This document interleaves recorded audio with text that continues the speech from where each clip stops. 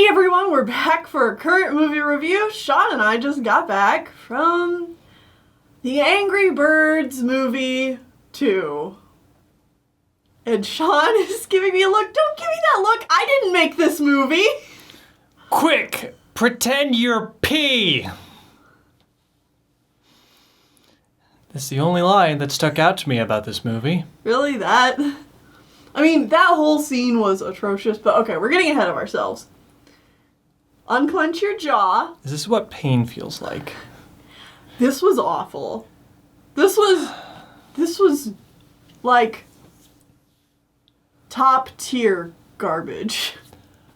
That's my brief review. I don't know if I've actually seen a movie this incompetent.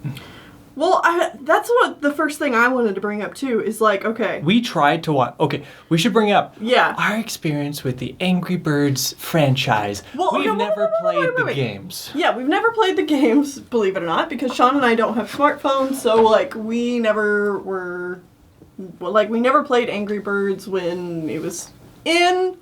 We've maybe touched it a few times. I've never played it. Oh, I've played it like twice. Literally two games. Like because you picked it up and like tried it out for 3 seconds. Yeah, because my cousin's like, can you play Angry Birds? And because he's like, you like video games? Here's Angry Birds. So he gave me the phone while we're in the car for like 2 minutes, and I'm like, yeah. And It seems fine. I've played computer games like it before. It's not, It's not awe-inspiring or anything. Right, like there were free internet games like that back in the day that you would play in high school computer lab. And not do computer lab stuff. But anyway, we tried watching the first Angry Birds movie like years ago when it first came out. Not when it first came out. A few years after it came out. Maybe like 2 years ago. Yeah. Tried watching it then. You've watched all of it? No. You watched more of it than I did. Okay, so Usually when I have been in the house when other people were trying to watch it. Usually when we do these reviews, we also kind of review or give our thoughts on the films that came before it. Mm-hmm.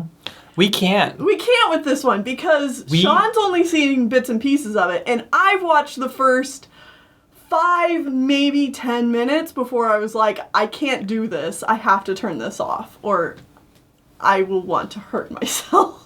Mm-hmm. This is painful to watch. That was this film. Yeah. I didn't want to leave the theater. There was at one point, and I don't even remember what happened, where I'm like, oh wait, no, I do remember the scene. I remember the scene where this happened. It was one of the many times it cut back to the baby subplot. Mm-hmm. And I'm like, you know what? I would be okay. I would be okay with leaving the theater right now. Like, I don't know if I can do this anymore. And then like the moment passed, and I'm like, all right, we're still here. We're sticking through this. But this was so bad. This movie had a subplot. Like, I would rather go back in time and watch the Emoji Movie again. That was at least boring. Yeah, it's like, it was at least well edited, and like the story was cohesive. This movie needed an editor. Like 10, 15 more editors. Because things just happen. And then they move on. And then more things happen. There's no rising conflict and then like a slowdown or nothing. There's one pace throughout this whole movie. And it's not even the pace that you would think it is. It's not like that frantic, trying to make you laugh kind of pace. It's a very like middling. It's like a fast jog constantly. Yeah. There is no walking segments. There are no sprinting segments. You're just kind of like a ha, ha, ha, ha. This is the pace that we're gonna set for the whole movie. We're never gonna change it. You don't get any breaks from this. You have to stay right here the whole time. And it wears you out in about 3 seconds. Yeah, because even the setup, like this isn't even spoilers. talking about spoilers here, just the setup of the movie was all in this one single pace. And I'm almost impressed by how this movie kept this pace. This is kept because there's no real artistic direction going on here. It's just like a whole group of people going, hey, well, we have to make this movie. we have to make this movie, so everybody throw in your ideas and we'll shuffle them around, pull them out, and here's our movie. All right, we have this... Animators, get to work. We have to make a movie, so this is the plot we're going with. Everybody come up with jokes that could fit anywhere in this line, and we'll just shit it out. Yeah. Which, I mean... That's what it was. Yeah. Yeah. There are not character arcs. There are barely characters. There are character tropes. Oh, yeah. The animation was passable at best. There are some bits of animation that wasn't good. Okay, yeah, I'll agree with that. I would say there was some bits of animation that were good and almost like they got a smile from me, but like a sad smile, because it was a smile like, man, this would be clever or cute or amusing in any context other than this movie. Or even just removed from the context of this movie. If I just saw this animation on the internet, I'd be like, huh, that's cool.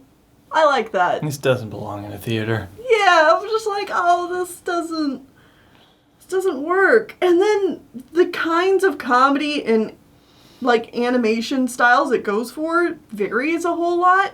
Like there's one scene that feels really, really out of place with the rest of the movie because it's so violent and like, bam. Oh, okay, yeah. You know what I'm talking about.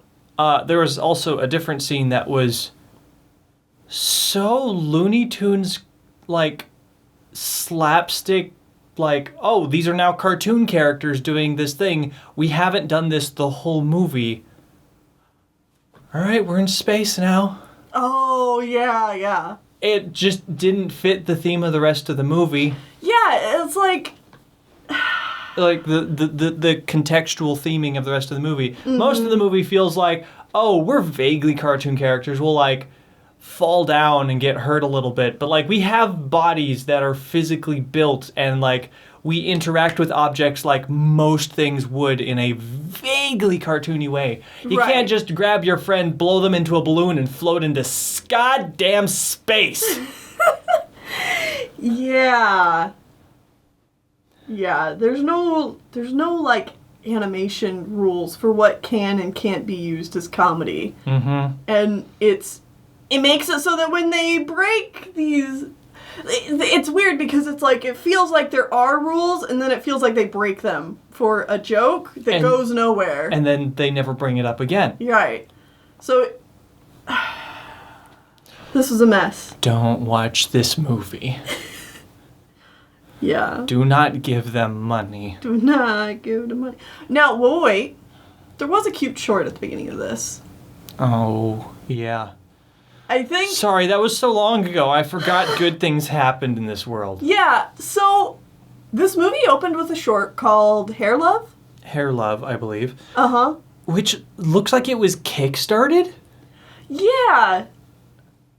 It was a kickstarted short that played in front of this, called Hair Love, and it was super cute. It was about, like... A young African-American girl. Yeah, and her dad bonding over... Trying to... Do her hair, which is something... in a cute hairstyle. Yeah, which is something that, like, her and her mom did. But we don't know where the mom is. She's gone. Yeah. So it's them bonding over it.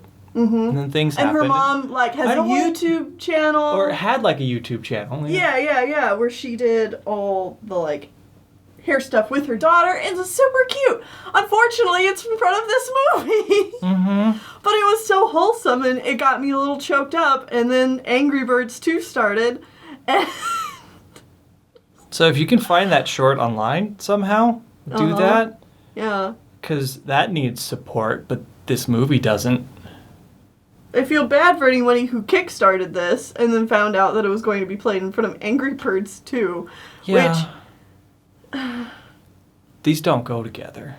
Can we get to the spoiler section? Yeah. There's a few characters specifically I want to talk about. All right. And just like the general mood of this film that I want to talk about. All right. Spoilers are over. Or non-spoilers are over. Don't watch this movie. We're going to spoil everything now. Yeah. So, the villain of this film is a woman scorned. Yep. Thanks, I hate it. Mm-hmm. I almost thought they were not going to go that route. I almost thought they had enough sense to... And it wouldn't have even have been clever had they not gone this route. And, like, tried to subvert it. Because, like, subverting a woman scorned isn't even, like, wow, congratulations. Okay, so... Mighty Eagle, that's the name of the character, right? Mighty Eagle? Yeah, he was supposed to be this great guy from the first movie, but then he turned out to be a dumbass. Mm-hmm. Obviously. Mm-hmm. He's back in this movie. Turns out he dated a girl back in high school. The villain of the film. The purple, frilly bird. And then when they were to get married, he ran away. Mm-hmm. So she's now angry. Yeah. 20 years later, she's decided, after raising a child by herself... Oh, yeah. Not only is she a woman scorned, she's a single mom woman scorned. Mm-hmm.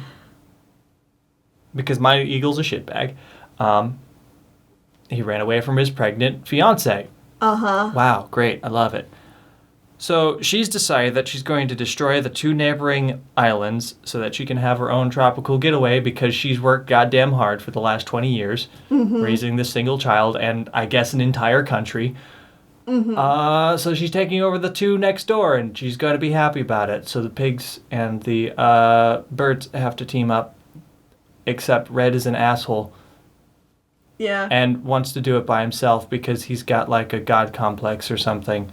And he has a fragile masculinity. Mm-hmm. And there's a female bird introduced named Silver, who is ingeniously smart and does everything perfectly and wins the day. And Red is okay with sharing the spotlight with her at the end of the movie. Wow. What character growth. Yeah, she literally does nothing wrong in this entire movie. Mm-hmm. Because this movie has no way of writing characters. No. If this movie was thought out even a slimmest bit more, there should have been some moment where she did something wrong, and it turns out that Red's idea of just doing something just simple simple or bullheaded would have won out in the end. Mm-hmm. And then they work together in the end? No, it's just her. Yeah, they like play off their strengths and weaknesses, but it's just literally the strong, just her. Capable female fixing everyone's problems, and then the male main character gets to benefit from that. Yeah. For no reason. Uh-huh. Yep. And then there's other characters, and they're only there for jokes. Yep. Gross out humor jokes, pop culture humor jokes. Those are your main jokes. They do jokes that I'm like, no one knows this anymore. Mm-hmm. Yeah, there was some really, really old... You are the weakest link. They did a brief music cue from The Weakest Link. Uh-huh. That had nothing to... over a scene that had nothing to do with The Weakest Link. And I'm like... what is going on? I don't even remember that reference. It's when they were showing off the stupid alarm clock thing that yells when there's eagles nearby. Oh. It just goes... doo-doo-doo-doo. I'm like, what the hell? Yeah. And like, no one acknowledges it. It just kind of happens and they keep moving. Because that's how this movie works. They play Turn Down for what? For no reason. For no reason. Like, the characters aren't even like reacting to it. They're not even on pace with the music because you can easily tell the animators are like, well, they're going to put some shitty pop song over this, so just kind of have them kind of slow-mo kind of grooving, and they're going to put whatever the hell they want on top of this. And they chose Turn Down for what? Mm-hmm. The only only point in this movie that made me laugh, and I'm ashamed to say it. Mm-hmm. What was it? I chuckled at a couple of things. Pretend to be P. Really? I don't know what it is about it. The whole scene was garbage. It was so bad. That's like the worst scene in the movie. It was. That's why I'm so ashamed to say it. But something about... It caught you off guard, It caught me off guard. Because it cuts out to, like, there's an eagle standing here actually peeing, and then them in a stupid costume pretending to pee. And there's just, like, this arc of water that just flies up out of the stall. I don't know, something about how it was animated just, like, caught me unawares. And I was like... Pfft. And then I was like, what's wrong with me? Oh, no. I laughed at a shitty pee joke. Am I dying? Checks pulse. Oh, am I all right? Doctor. That's how I felt. Oh. That's like the only thing that made me laugh. I don't remember the jokes I laughed at, to be honest. But they were all very much like a, kind of laugh. Which makes me feel like an asshole. But, like, that's what I laughed at. So, The audience didn't really laugh. I mean, they did laugh. They did sometimes. Laugh at a few scenes. Specifically, though, I remember them going, oh, to a lot of the Gross out humor. Weird, gross out humor. There was just like... I'm eating pig snot. Yeah. I like eating pig snot. Why? Okay. Whenever they interacted with snow or sand, there were no physics. They were not interacting with the objects. They were moving as though there was nothing there, and then there was effects around them to make it look like they were interacting with snow or sand. But it's very clearly, no, these characters just exist here and are unaware of the fact that they're buried in sand right now. So they're not like struggling against the sand in any slight or subtle way or anything. No, they just move and the sand moves away from them. It really bothered me as like an animation critique. Right. It's like, oh, there is no solid objects here. They're floating in limbo and the sand moves around them. This movie was a mess, and I think we've made that point clear. But, like, I cannot stress enough how disjointed and weird this movie was to watch. Like, 1 minute, we're doing this thing, and then the next second, we've gone back to this baby bird subplot. There's 3 baby birds that try to get eggs back, and it takes them an entire movie to get them back. Right. It's these, like, 3 kids playing around, and they end up using one of their, like, siblings' eggs as props for this, like, thing they're playing out. And then the eggs end up getting lost, and it's just like this whole Looney Tunes side plot of them trying to get the eggs back home before anyone notices. And, like, that subplot... Sorry, our chicken nuggets are done. You keep talking. I'm gonna go get our food. Okay. I don't care. Okay. So yeah, this whole subplot continues, and they just... It feels like the whole entire subplot was animated by, like, a different team who, like, weren't working on the movie, the rest of the movie at all. And they just made this entire, like, half of the movie about these baby chicks, cut it up, and then injected it in the movie wherever they felt like they could take a little breather from the main plot. And then the movie at the very end tries to put these baby chicks in as, like, also being the heroes, which just involves them randomly showing up out of nowhere to save the day. And I'm just so... I don't want to bother being upset because I just don't think that, like, this movie warrants it, because you can feel the team that went into this had, like... They were just like, yeah, I did this to get a paycheck. Cool. Awesome. I'm sorry you guys had to work on this. A lot of you are all very, very talented and your skills would be better used on some other project that you are more passionate about, I am sure. I hate that the villain is a woman scorned so much. Like I was trying to say earlier, they definitely make it seem like they're not gonna go with the woman scorned side plot. They set it up so Eagle Man, Peter Dinklage Mighty Eagle Man shows up. He gives the backstory about leaving her.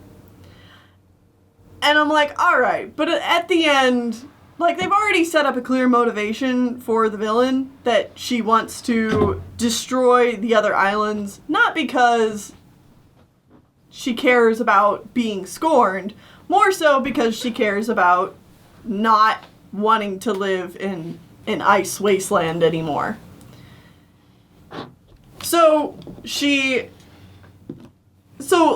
I'm waiting for them to be like, oh, well, we know you're just doing, for the heroes to just be like, we know you're just doing this because you're a woman scorned. And for her to be like, bitch, please.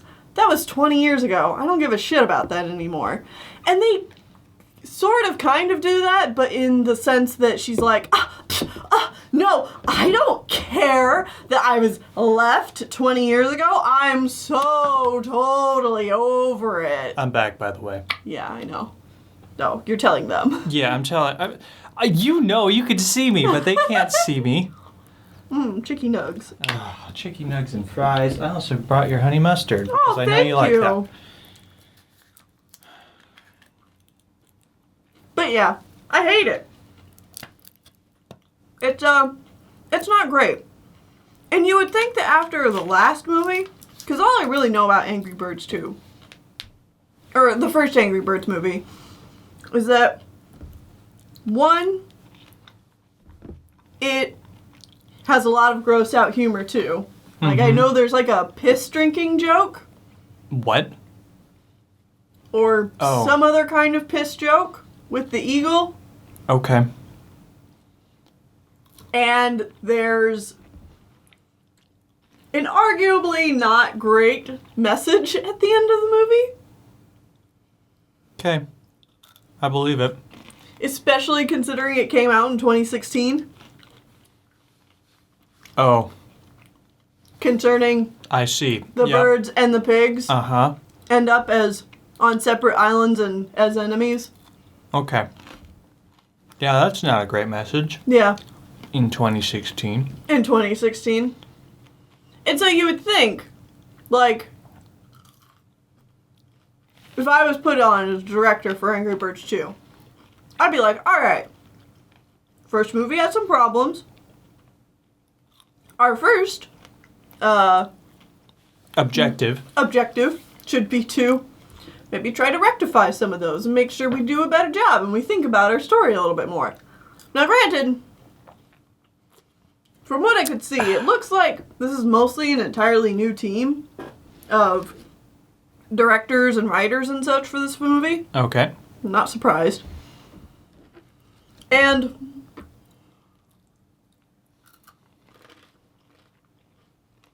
like, now, sure, we have the birds and the pigs working together. I guess. Mm-hmm. Doesn't go anywhere. No.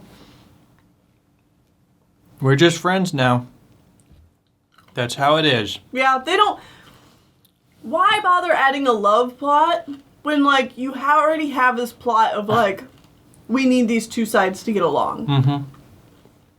But, like, the pigs are just along as side characters. They were in the first movie, so they're back. We gotta hire these voice actors again. Yep. Well, you see, Tennille, the reason they had to add Silver is because there wasn't enough of the female demographic in the first movie. So we have to throw an overly empowered female character so that all the females in the audience will like the movie. That's not what they did. That's what they thought they were doing. Sure.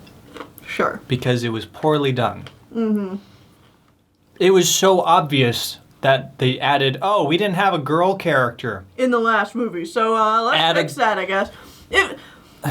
This movie is incompetent in the way a lot of 90s movies were incompetent. And it's weird to see that in 2019. But is it? Yeah? Okay.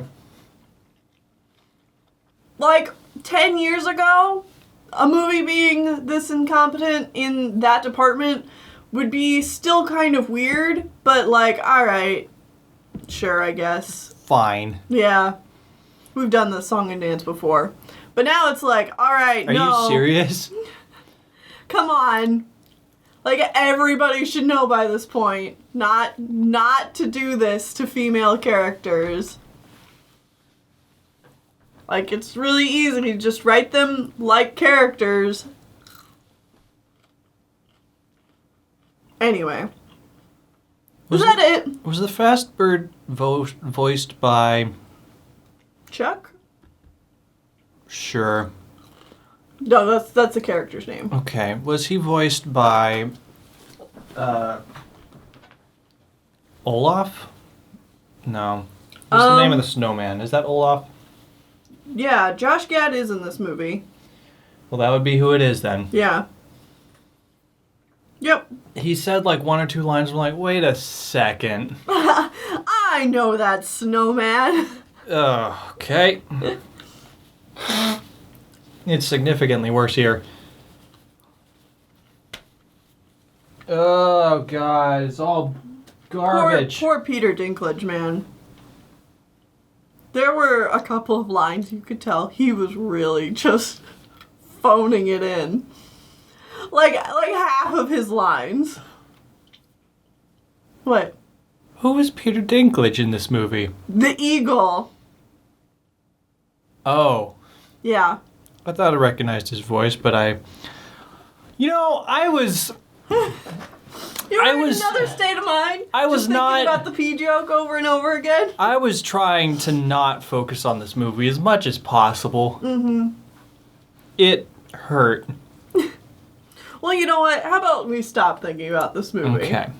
All right, we're done. We're done talking about it. We're done with the movie. If you saw Angry Birds 2, tell us how you felt about it. Did it make you laugh? Did you laugh at the P joke? Are you ashamed of it? We'll be back in September, I want to say, for Yeti movie number 7. Abominable from DreamWorks. Yeah. That's it. That's it. So... See you guys later. Bye. Have a good week. Bye-bye. Ugh.